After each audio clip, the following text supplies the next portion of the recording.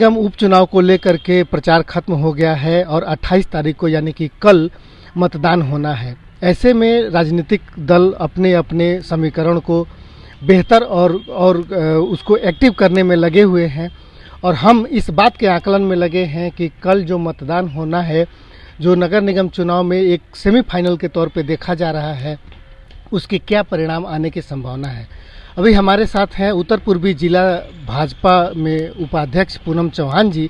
हम इनसे बात करते हैं कि भारतीय जनता पार्टी चौहान बांगड़ जैसे नगर निगम क्षेत्र पर अपने आप को कहाँ पाती है। पूनम जी, सबसे पहले तो आपका बहुत बहुत स्वागत है। नगर निगम चुनाव जो है बहुत स्थानीय स्तर पे होता है और इससे पहले जो चुनाव हुए वो उसमें प्रधानमंत्री नरेंद्र मोदी की बात कर लें या अमित शाह की कर लें या भाजपा की बात कर लें, उसका एक प्रभाव था। इस चुनाव में चौहान बांगड़ में आप भारतीय जनता पार्टी को कहाँ पाती हैं? देखिए, नगर निगम का चुनाव जो होता है वो स्थानीय समस्याओं पर ही, स्थानीय मुद्दों पर ही लड़ा जाता है। तो हमारे जो हमने प्रत्याशी उतारे हैं नाजिर भाई जी, वो पिछले 26 साल से वहाँ की जनता के लिए ही, क्षेत्र की जनता के लिए ही काम कर रहे हैं। और जो वहाँ पिछले साल रहे, जो विधायक रहे, जो काउंसिलर रहे, उन्होंने कोई भी काम क्षेत्र की जनता के लिए नहीं किया। जो भी आप देखिए, जो भी कार्य है, केंद्र में हमारी सरकार है, जो भी योजना है, सभी का फायदा उस मुस्लिम बाहुल्य क्षेत्र की सभी पूरी जनता को मिलता है। तो ऐसे में अगर वहाँ का जो काउंसलर है वो हमारे ही पार्टी का व्यक्ति बन जाएगा तो क्षेत्र की जनता को ज़्यादा लाभ होगा। इसी बात को पहुँचाने के लिए हमारा प्रचार और प्रसार जोरों शोरों से चल रहा है।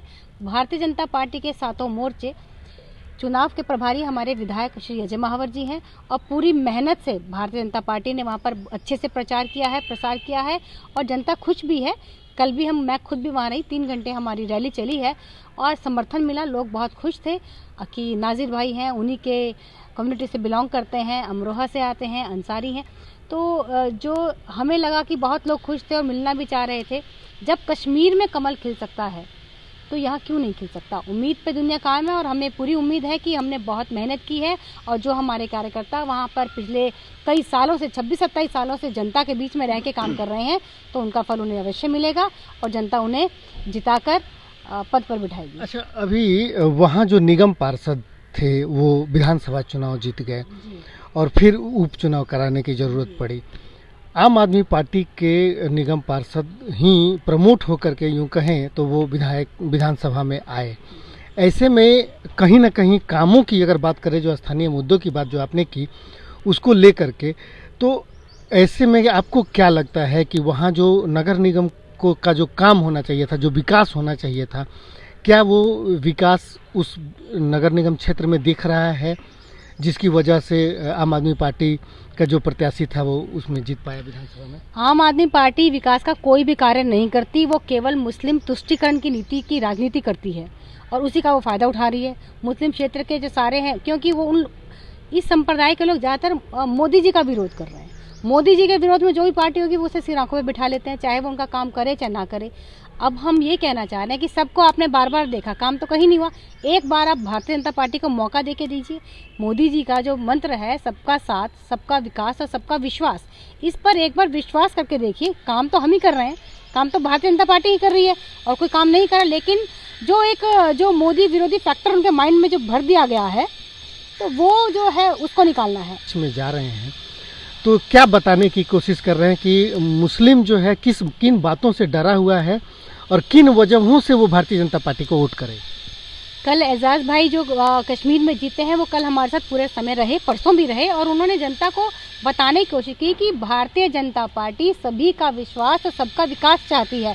जो भी विकास के कार्य हो रहे हैं, जो भी मोदी जी की नीतियाँ आ रही हैं, वो गरीब लोगों के लिए ही तो है। इन लोगों का विकास नहीं हो पाता, क्योंकि अगर इनका विकास ही हो गया तो ये बाकी जब ये समझ जाएंगे कि कौन हमारा विकास करना चाह रहा है, इन लोगों को ऊपर उठने ही नहीं दिया जा रहा है, ये समझ ही नहीं रहे हैं। क्योंकि अगर इन्हें यही समझ में आ जाए कि इनका ही विकास हो गया तो ये वोट कहाँ देंगे जो व्यक्ति इनका विकास कर रहा है। तो ये जहर घोलने का काम बाकी जो राजनीतिक दल हैं वो केवल इनको अपना यूज़ कर रहे हैं, तो उन्हें समझना चाहिए। और देखो, बहुत एजाज भाई ने कल पूरे समय में माइक संभाला और उन्होंने बताया कि ये सबका देश हम सबका है, हम सब भारतीय हैं, तो हमें आपस में बंटना नहीं है। जब हमारा नेता हम सबको एक करने के लिए सबके लिए सभी योजनाएं लाता है, उज्ज्वला योजना हो, सबको सिलेंडर मिल रहे हैं, सभी सरकारी सुविधाएं आपको मिल रही हैं, और जो मुद्रा योजना है, लाडली योजना है, गर्भवतियों को 6,000 रुपये महीना मिल रहा है, तो कहाँ हम इन्हें भेदभाव कर रहे हैं? कहीं भी नहीं कर रहे हैं। तो इन्हें हमारे हाथ और मजबूत करने चाहिए। जहाँ पर इस तरह की बात होती है तो वहाँ पे विकास नहीं हो रहा। आप देखेंगे ना, आज भी इनकी बच्चे स्कूल नहीं पढ़ने जाते हैं, वो छोटी छोटी नौकरियाँ करते हैं।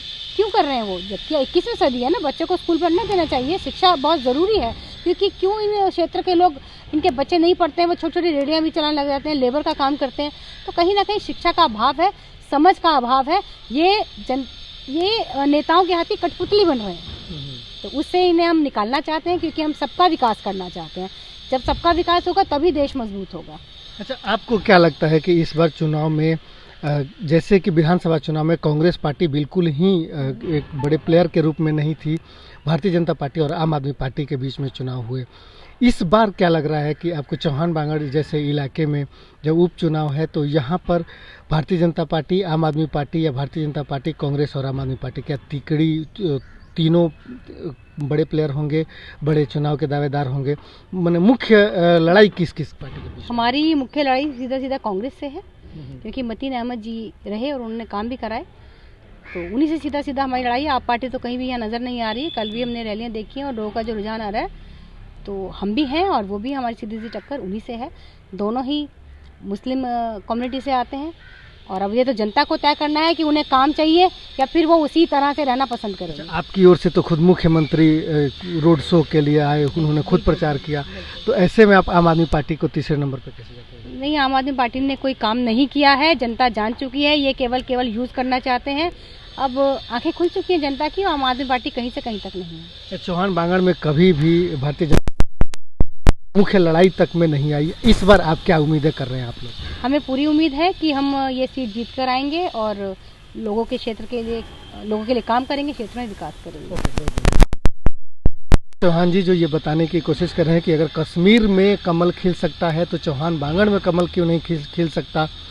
लोगों को प्रधानमंत्री नरेंद्र मोदी की जो योजनाएं हैं वह किसी जाति धर्म के विशेष आधार पर जो है उसका लाभ नहीं मिल रहा है। चौहान बांगड़ के लोगों को भी यदि यहाँ से भारतीय जनता पार्टी का निगम पार्षद जीत करके आता है तो उन सारी योजनाओं को उसी तर्ज पर ही लागू किया जाएगा जो नगर निगम की ओर से